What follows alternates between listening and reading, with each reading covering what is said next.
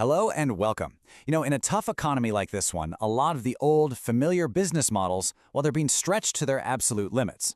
So today, we're going to break down a really powerful framework. It's designed to bring some much-needed clarity and control back to your finances, helping you build a business that's a lot more resilient. It's funny. Over 170 years ago, Charles Dickens absolutely nailed a timeless truth. The line between financial happiness and, well, misery is just razor thin. And for a business, that's not just some old literary quote, is it? It's a daily reality. And believe me, that razor's edge is getting sharper every single day. With the way economic conditions are shifting, the old ways of doing things, the old cost structures, the profit models we've always relied on, they just aren't cutting it anymore. We need a clearer way to think about our finances so we can stay on the right side of that line. But before we jump into the solution, it's absolutely crucial that we understand the problem. And the problem is just how fragile your profits really are. Seriously, you might be shocked to see how fast a healthy bottom line can just evaporate. Okay, let's dive into this. So on the left, you see our base case, $100 in revenue, and we're left with $15 in profit after tax. Pretty healthy, right? Looks good. But now, look over at that second column. What happens if our sales drop by just 15%? I mean, it doesn't sound catastrophic, does it? But just look at the impact. Your profit plummets to just over $8. That small sales dip just wiped out nearly half of your profit. But hold on, it gets worse. What happens when we add a second, very common pressure to the mix, a margin squeeze? Your material costs go up, your fixed costs like rent and energy rise, so now you've got that same 15% sales drop plus the margin squeeze. And the result? It's devastating. Your profit after tax collapses from $15 all the way down to just $2. And this chart just shows it so clearly. From a healthy $15 in profit down to $2. That's an 87% reduction. So here's the crucial question. What does that mean for your business? Can you invest in marketing? Can you develop new products? Can you give your team a pay rise? Or are you suddenly just fighting for survival? Now, that scenario is scary, I get it, but it is not hopeless. This is exactly where we need a clear, simple framework to help us get back in control. And it's called the Real Thinking Model. The model itself is built on a really simple, memorable structure. It's designed to be a kind of visual anchor for your finances, breaking them down into 4 fundamental pillars. It's just a simple acronym, REAL. R is for revenue, E is for expenses, A is for assets, and L is for liabilities. These are basically the 4 corners of your business's financial health, and the model gives us 2 really clear goals for how to manage them.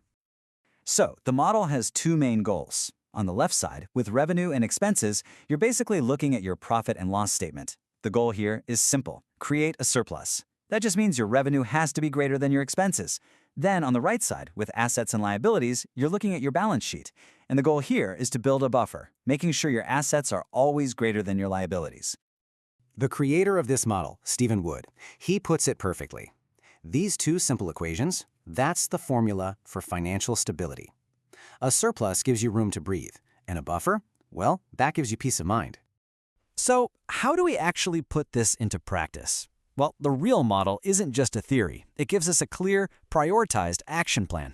And listen, the order here is absolutely key if you want to get the fastest and most effective results. So here's the sequence. First, you analyze expenses. Then, you review your liabilities. Third, you bolster revenue. And finally, you assess your assets. We start with expenses because, honestly, those changes have the most immediate impact on your cash flow. Let's start with step 1, expenses. This is all about doing a deep, honest review of every single cost in your business. So you got to ask yourself, what can we stop paying for right now? What contracts, for insurance or software, can we get re-quoted? Are you paying for subscriptions you don't even use anymore? A realistic target from this first pass alone is to find somewhere between 5 and 10% in savings. And that's real cash that goes directly back to your bottom line, creating that surplus we were just talking about. All right, next up we move to liabilities. Now, these are your bigger, longer-term commitments. And yeah, they can take more time to change, but reviewing them is so critical. Can you stop any of them? Can you renegotiate the terms on a loan or a lease? Shifting these can seriously strengthen your balance sheet. So, once your costs are under control, then it's time to focus on revenue. But notice the approach here. This isn't about slashing prices to try and win new business. That would just destroy your margins even more. No, this is about helping your current customers more, reestablishing those relationships, and finding new ways to add real value. And finally, step 4 is to assess your assets. And let's be clear, the most important asset by far is cash. Do you have enough in the bank? And maybe even more important, do you have access to future cash if you need it? This is also where you look at other assets, like your intellectual property, and ask, hey, can we turn this into revenue? All 4 of these steps, they all lead to one ultimate goal: building a strong financial buffer. Because in the unpredictable world of business, we all know one thing is for sure.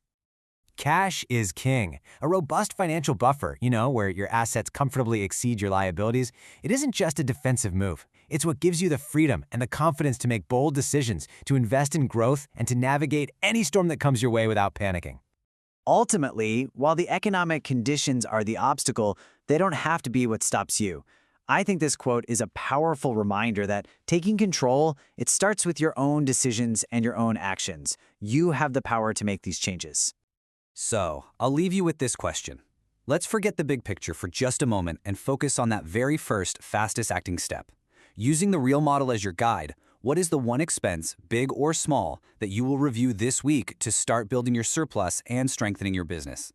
The power to start is right there.